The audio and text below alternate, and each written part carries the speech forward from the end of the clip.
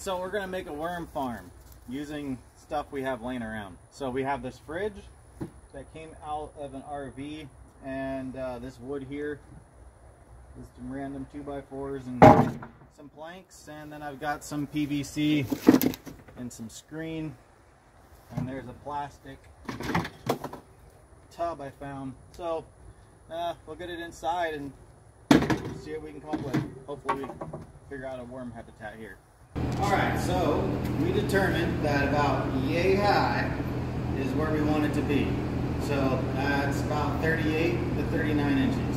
So we're marking the boards at 38, a little extra gap. And then we took these construction screws out. We're going to use these. And hopefully this will cost us $0. I just wanted a worm farm. I didn't want to pay for one. I just wanted one. So that's what we're going to do. Okay, so 38, and I'm cutting it here. That way I'm leaving the factory edges for the bottom, because I don't trust my cuts. There's no way that I cut it as good as a factory. No way.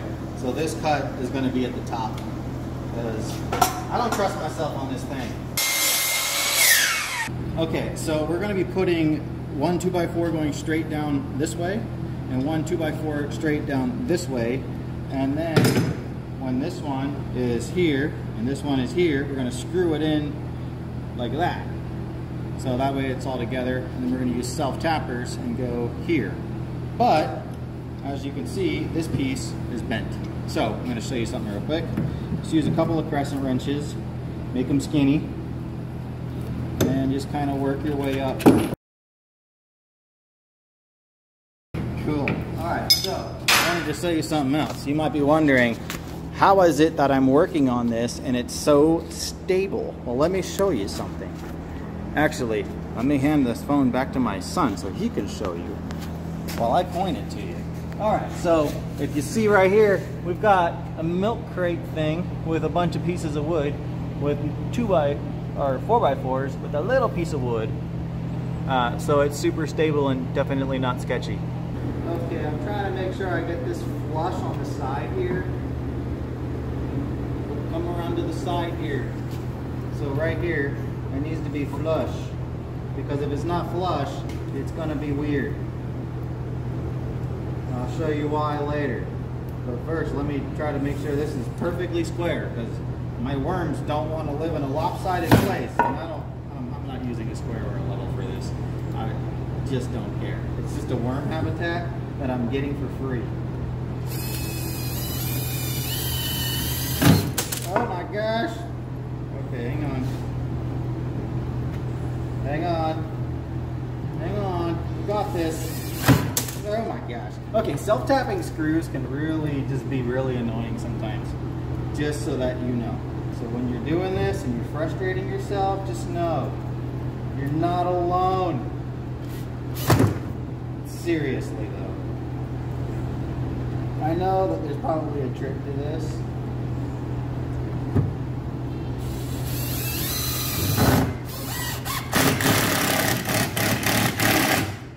My trick is just be persistent. Okay, and then gotta make that a little more flush down there on the bottom. Mostly flush. Yeah, it's good enough. Okie dokie.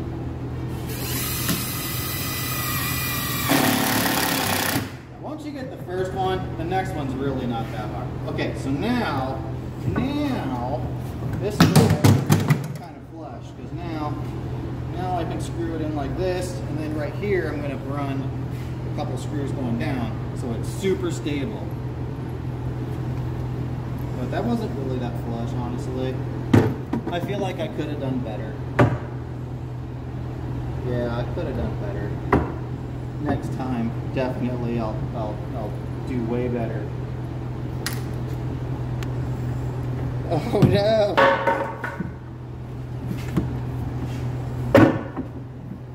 Okay, we got this.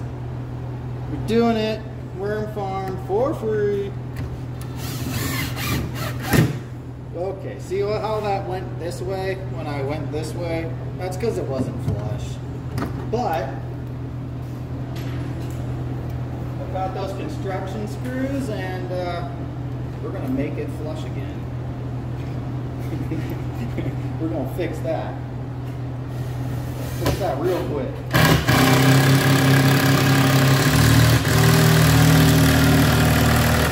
Well, I mean, it kind of sort of moved.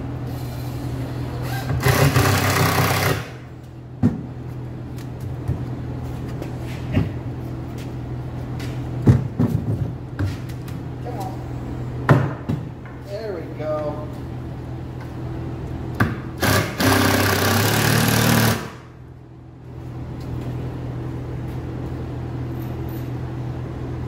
Put another one on the bottom just because I don't want it to fly away on me.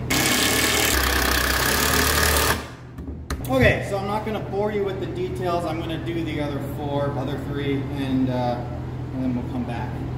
So it'll look like magic with all of them done. So there's these holes down here and this right there. And we're going to be putting caulk in those holes and leaving this one open for the PVC to drain. Alright, so this is what it's going to look like. We got the fridge in there. Kind of a rustic wood look. Got the sides all cased in there. And so yeah, I think that's going to look alright. It's not too rinky dinky. One thing that I've got to figure out though is right here. There's like a hole and a little hole, so I'm gonna use this metal and just put that there inside, and that should keep it from moving.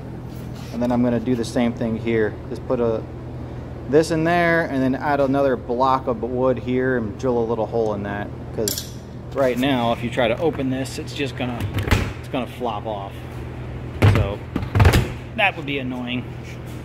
Other than that, I think we're going to be good. I might just need to make a little something so when you're getting the worms out, the door doesn't fall on your head. These doors are really heavy. Alright, so I found another little addition. I've got this waste gate on a piece of PVC that I had from a dust collector. So I drilled a little circle on that. I'm going to have that go right here, and then I can open and close that to let the worms move from one side to the other. So I can feed one side, clean it out, and then just alternate them back and forth. And rotational grazing, as they call it in the cow world, I'm finding.